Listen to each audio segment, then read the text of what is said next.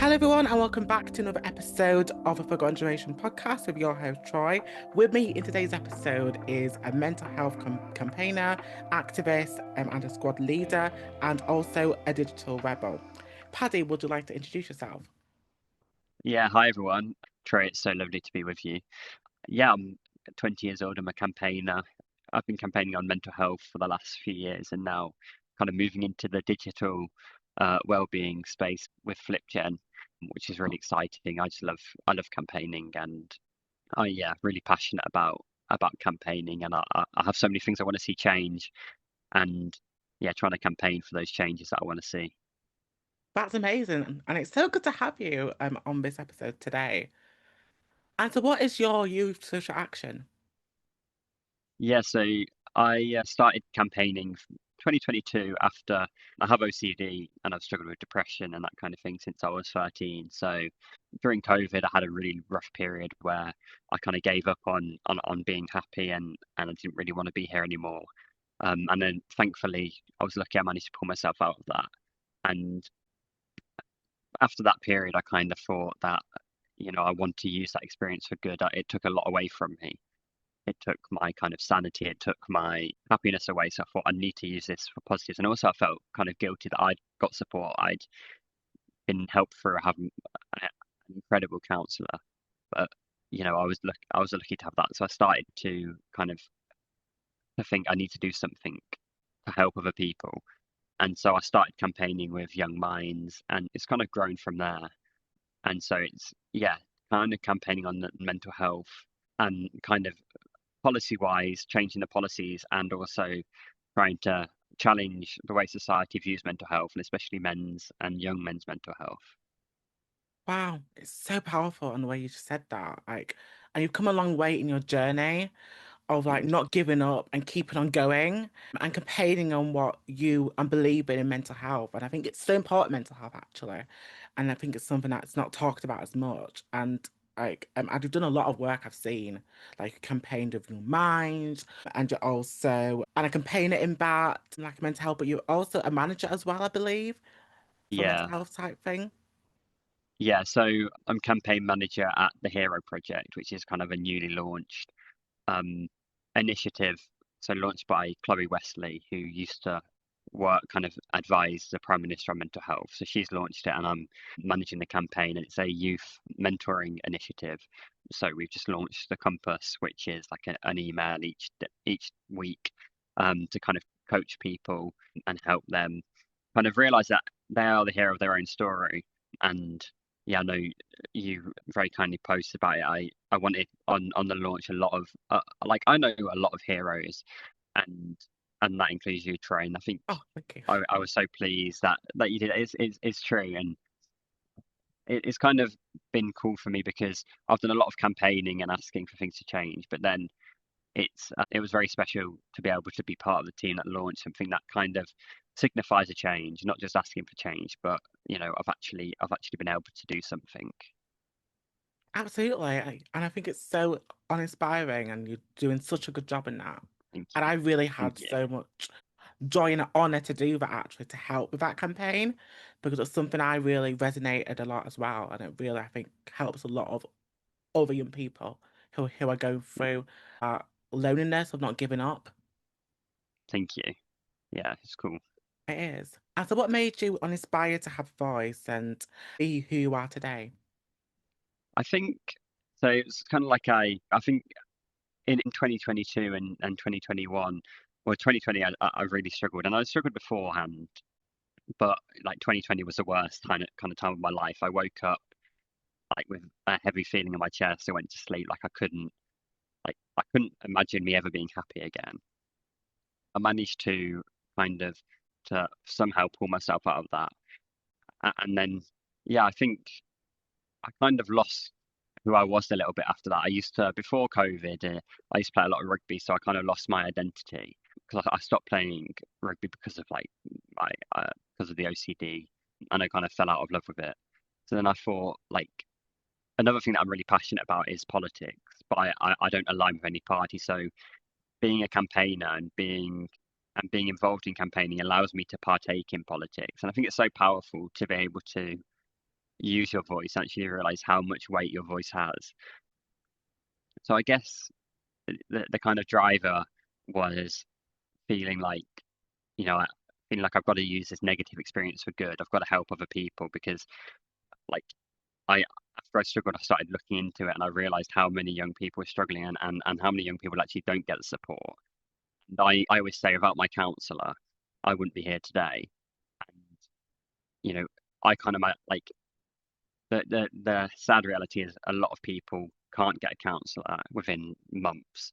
And I know that without if that had been me, then I probably wouldn't be here today. So I feel a bit of responsibility really to be able to to be able to still be here and therefore I should be campaigning on this and yeah, and then from that I just fell in love with campaigning and fell in love with using my voice to kind of create changes. And there's something so powerful and empowering in being able to share your story and seeing other people like resonate with it.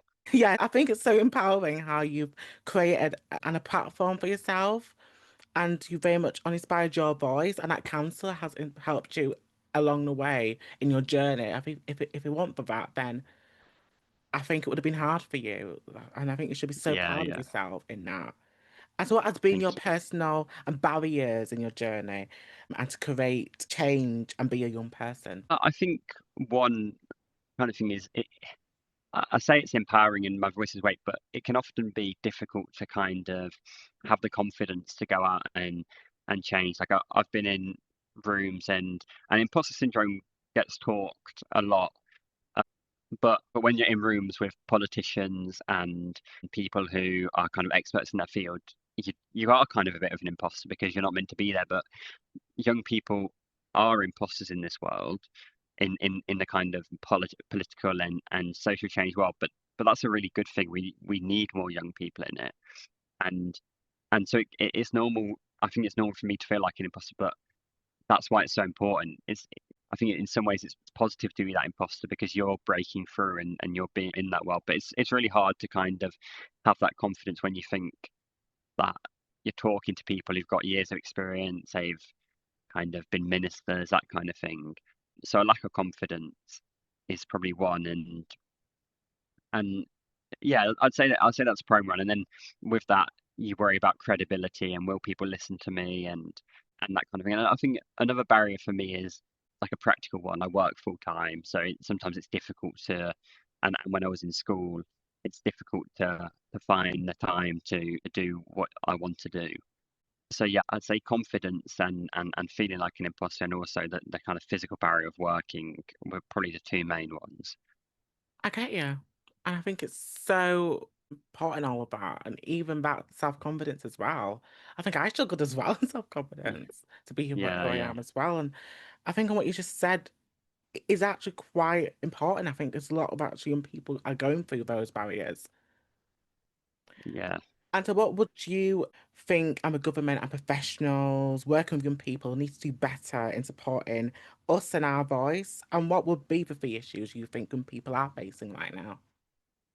I think governments and decision makers, I think the one key thing they can do is not just have young people as a tick box exercise. There's so many kind of there's so many kind of different groups of young people they have, like members of youth parliament and that kind of thing. And it's all very well, but I worry that sometimes that's kind of a way for them to just push young people aside and use it as an excuse not to listen to young people. I think young people shouldn't just be kind of listened to, they need to be part of decision making. The things that happen, the things that governments do now are going to affect young people in the next, are going to predominantly affect young people. And if we're not listening to them and part of that decision making, we're inheriting a world that isn't really we've not chosen to inherit, and the decisions being made for us, which I think is kind of what we're seeing now. A lot of young people are really disengaged with politics. A lot of young people are kind of heading towards reform and that kind of thing because other parties haven't engaged young people, and they haven't been young people haven't been made to feel like this is something that they're welcome to engage in as well. And I'd probably say the three biggest kind of things that young people are facing, I'd say mental health. as a mental health campaigner, I'll probably have to say that one.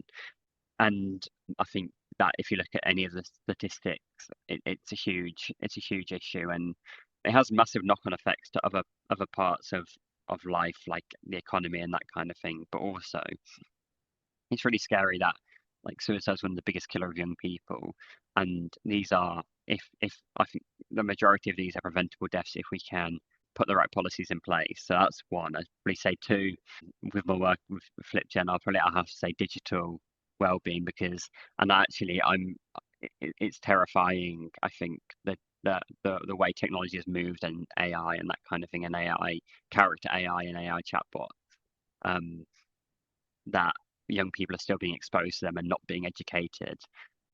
And three, I'd probably say it's not something I do massive work in, but I'd probably say climate and that kind of thing, and especially with, you know, the rise in climate skeptics and that kind of thing.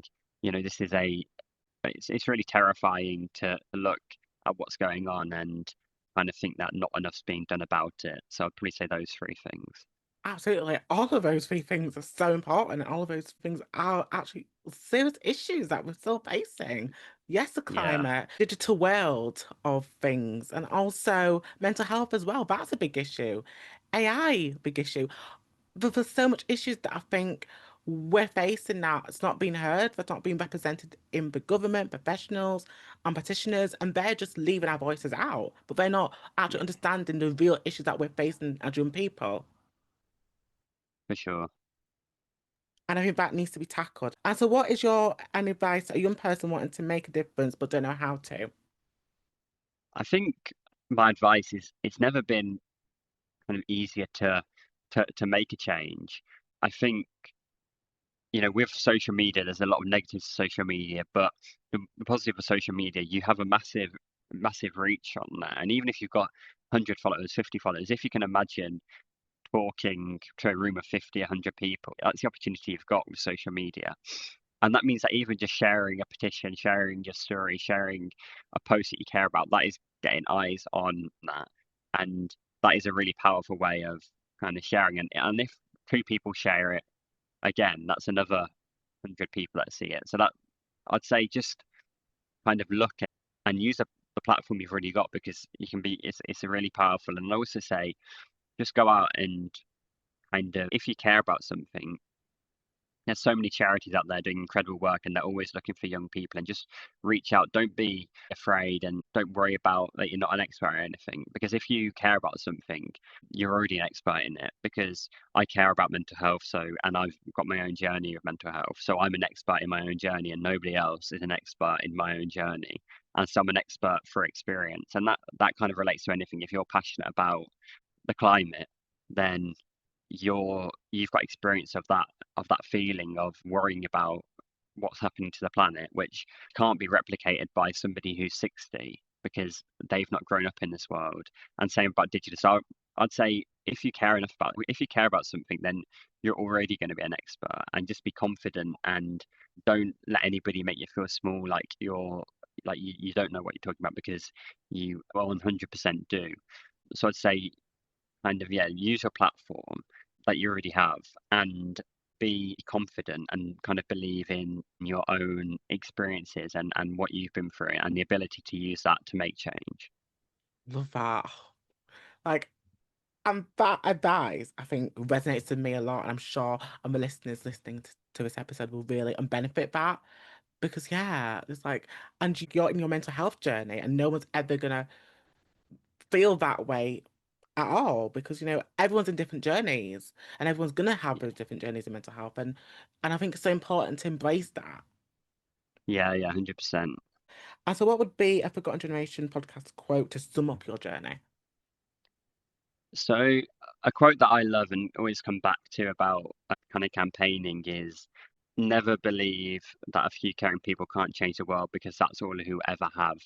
So that's kind of what I always think about, and always tell people if they're struggling and don't feel they can make a change. Because if you look back through history, you know, it's caring people, it's people who care about a cause, who ultimately who've made the world the place that it is today, and made all those positive changes that we see today. Love that quote. Thank you so much, Paddy, for that. So, and empowering. And that is it for today's episode. So thank you, Paddy, for coming on today. Thank you very much. I've really enjoyed it. Please support the podcast by subscribing and rating the podcast. I'd love to hear what you like and what could be better for future episodes. If you want to find me, you can find me on Instagram and iwill.troy, and also on X, iwill_Troy. Tune in to next week's episode.